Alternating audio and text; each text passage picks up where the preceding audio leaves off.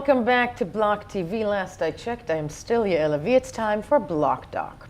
Now, blockchain can sound very abstract, but what can be more down to earth than the food we eat at the local grocery store? Kroger's, Walmart, and even Bumble Bee Tuna are talking about blockchain today, and we're going to take a closer look at what that exactly means with Block Doc, Dr. Lionel Wolberger, co-founder of the startup Platin. Hello again. How are you doing, Yael? Hungry. Well, talking about food makes me hungry also, and Exactly. The food comes from the grocery store, right, where we pick out what we want. And do we want more choice or less choice? You know, today it's not Coke or Pepsi, it's La Croix and water with added It's flavors. everything. Today it's far too many choices. Too But many the grocery choices, store, right? yeah. And are you getting any of those personalized brands? Micro brands, micro breweries, or Dollar Shave Club? They're just sending things directly to the home, so sometimes we don't even have to go to the store. I'm a firm believer of not having to go to the store, but that's just me. There are people who do need to actually have the physical experience. But you claim also that blockchain actually it's everywhere we show. I mean, it's in the grocery store, so we don't even notice it. Yeah. So I thought today we'd talk about how blockchain is changing our friendly corner grocery store. Right. And the first main effect is really the network, the internet, more than the blockchain itself. So Okay. because of the internet, there used to be that there were specials in one store and not in another store, or they would launch a new brand in one area and test it out. And today that's gone, because the internet gives you total transparency. You know where there's a special here and a special there. And so there's a tremendous transparency around prices and around availability. So that's really disrupted things. And the total grocery store market is about getting brands to people that they can trust. Right. Like right now there's a big war between Heinz ketchup and Hellmann's mayonnaise, and Heinz came out with mayo chup. But things like that take years to develop. Years, yeah. The beginning, apropos mayo chup, sales and promotions have been disrupted by the internet, you said, but mayo chup is this attempt to basically put that, here we're seeing the Heinz plus this ketchup makes it. Again, loving that. But moving along, many goods going direct to home as well. As you said, the organic food section, where does it interlace if we're going through the grocery store step by step? Because apropos, our lives in the course, I think it was the last 6 months, we had the deadly lettuce attack in the States. Oh, right, yes. So, so that, like you said, when we come into the store, that's more or less the same, and it hasn't been affected by blockchain. But when you get to the deadly lettuce or the deadly papayas, here blockchain really starts to come into effect, because it enables us to look at our food safety, to look at our food provenance, where does the food actually come from. And all the major brands, Nestle, Unilever, Tyson, Dole. No, entirely, and I want to talk about the lettuce incident. I'm trying to recall exactly what it was. It was romaine, I believe, or it was, there was basically an alcohol that, not to buy, and it had to be lead. How would blockchain prevent that type of a situation? Well, I have on my screen the article when that came out. It was actually very severe. There were hundreds sick, and I believe 5 died.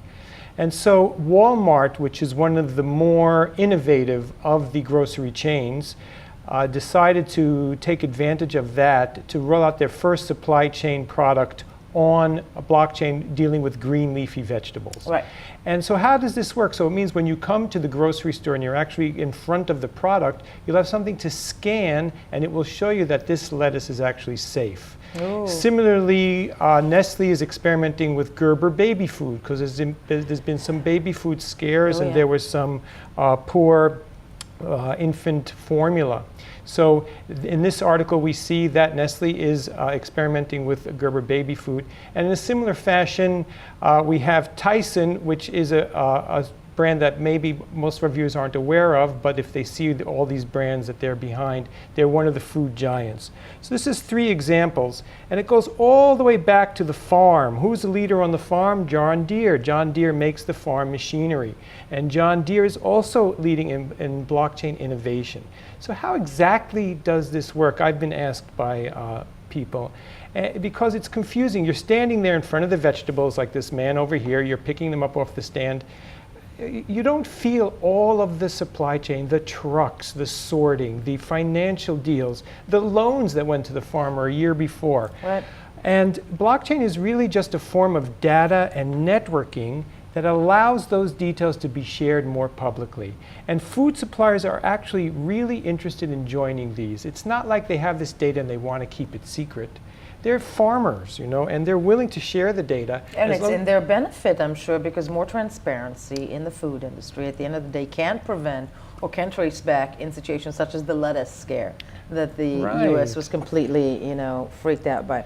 And the interest in free-range chickens and free-range beef. And not to mention cow disease, which had the UK under complete lockdown at a certain point there in the early 2000s. They destroyed all those shipments of beef, and people were suspecting of tainted food in their beef. I lived in London through those years, and actually it was almost impossible to land in the country with anything on you. Because of the mad cow disease scare. Right. And similarly, people are afraid of horse meat getting into various food supplies. So this kind of innovation is really where blockchain will be transforming the supermarket experience. But in the end, what does it mean? It means that the label that you're looking at might have a QR code that you can scan. Exactly. And you can verify on the spot, where did this food come from? How was it handled? And does it meet entire life history, so to speak. The life history of the food. The life history of the food, which is what, I think, people, parents, societies will be very interested in. When it comes to checkout, though, let's say we're going to, we just took a tour through the grocery store, and indeed the supply chain is something that, blockchain has already been proven to be the best user case scenario. But how do we feel, this undercurrent change in checkout time? Where's the crypto? When can we pay with Bitcoin? Exactly. Thank you. What's the point if you can't buy food with it? Yes. So, the battle for the point of sale for the checkout is hot because the margins there are very thin. The grocery stores in general only have a 5% margin. So, for example, just this week, Kroger threatened to take on Lightning instead of Visa, and they dropped Visa in one of their food chains, in their Smith's food chain. So at that checkout point, there are machines, and they're connected by all kinds of networking. It's called the point of sale, and there is innovation happening there. So as you said, cryptocurrency should be able, theoretically, it should be one of the things you can use to check out and buy your food. But the store has to accept it into its system. It has to be able to do the back office remittance. Yes. So there is so much innovation happening there, though, that we do feel in the grocery store. So, for example, have you done a self-checkout yet? Oh, yeah. Okay, so there's no clerk, there's just a checkout. You just go through it. So, a case in point, Dwayne Reed stores in Manhattan, for example, have been doing that for a while. And they have a camera from the top, and there's a scale, and people are playing with it. What can the robots... You come with your stuff, you move. You're the checkout clerk, essentially. Right. So they've replaced the clerk. But the money is still on a credit card. And what Kroger was complaining about just this week is the fees, the tremendous fees that the credit card companies take. And they have to charge those fees because they're running these huge centralized systems. Right. Now, the promise of blockchain from the beginning and cryptocurrency was to lower those fees and get rid of all those layers. Right. So it's not yet at the point of sale in the grocery store. Just theoretically, and we're theorizing, when do you think it will be? And again, we're guessing right now. I think 5 years. Really? But QR code checkouts will be more common. So the Chinese are already doing that. WeChat and WePay. And we know that Facebook is moving rapidly on some kind of cryptocurrency or QR code currency. That's the million-dollar question, because we've been hearing so much about Facebook over the course of the last, I would say, several months. Yes. That leads every journalist to think, okay, not only are they terribly serious, but they're going to own this crypto market once they decide, And so if they can get a deal like that to the grocer's point of sale, I suspect that they won't, because the groceries are in the end quite conservative. They innovate by acquiring, and they're very picky about who they let in because, people have to eat. And the grocery business is an extremely stable business. But will the grocery, that's the question, will the grocery remain? Will the actual physical place where we go and shop and touch our food, will it stay, or will it all actually... So in 10 years, when we're paying with Bitcoin, will we be doing it in the store? So I would say absolutely yes, the stores will remain, but there'll be more dark stores. I don't know if you've ever run into those. They're a full grocery store, but without all the fancy lighting and without all the decor, because they're just simply providing ordering to home. Right. Because grocery stores are really interested in lowering the friction and delivering to your home You order online or on your smartphone, and then somebody at the store, clerk, packs it up. So he doesn't need the pretty lights, and he doesn't need all of those consumer-facing sales, because that's happening on the smartphone. Yeah. So there'll be more dark stores. The country that has the most dark stores is England, by the way. They open stores in low-rent areas and then do their delivery. So there'll be more dark stores and more creativity around delivery. We might even see delivery by drones, for example. That I think is the future. It kind of scares me. But I'm wondering with you, apropos checkout time, when you walk away from a store, right? It's not just money that we pay. Yes, so of course there's the data. There's what happened in the store and the decisions you made. And that's really interesting. And groceries have been slow to get into that business, the business harnessing of data. one's data. Yes, and that's like the unknown price that you pay. The most amazing story in the fast-moving consumer goods is the story out of Target that had a very early success. And by being early, they actually touched a nerve. It's a wonderful story. So they had a young and very talented statistician. And Target was selling clothing to certain people, and they were also selling diapers. And they just wanted people to change their spending habits. But people don't change their habits. You buy your groceries here, and you buy your shampoo here, and you don't tend to change that. But they found that people do change their habits when they have a baby. And that's a time when they're ready to change everything. So if Target could just figure out when people are pregnant, then they will send them coupons. So they actually had bridal showers and they had a loyalty card, but they wanted to catch it earlier. And they asked this young man, can you tell if people are pregnant from what they buy? And he found out the answer is yes, to his surprise. Turns out, as he looked at his loyalty card data, that women change from scented to unscented products. And if they were buying 2 bottles of cream, they ended up buying 4 bottles of cream. That was it.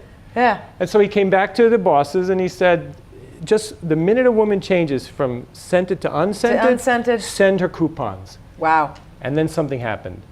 An irate customer came into a random store in the middle of America and threw a flyer on the counter and said, what is wrong with you people? Are you sick? Are you sending diaper ads to my teenage daughter? Oh, God. So the customer rep was so apologetic. He said, I'm really sorry, sir.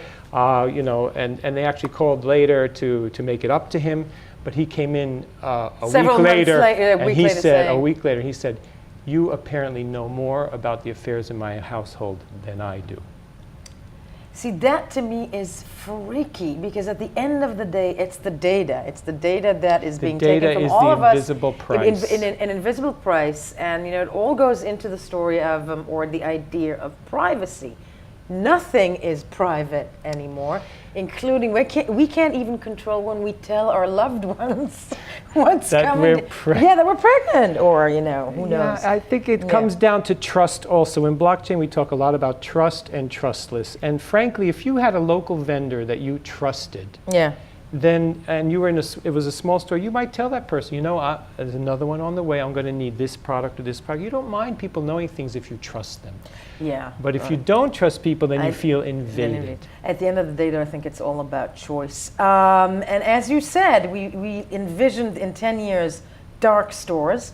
And dark stores for, pregnant women that everybody knows they're pregnant. Just kidding. It was, and again, Lionel, as far as I'm concerned, you're the good doctor for us. It's great to be here. Exactly. It was Block Doc for today. And as we said, blockchain before that you can't even feel. This technology is already all around us. That was it for us today. Of course, don't forget to check us out, Block TV, and every social network that you have, Telegram, Facebook, whatnot, and we'll be right back.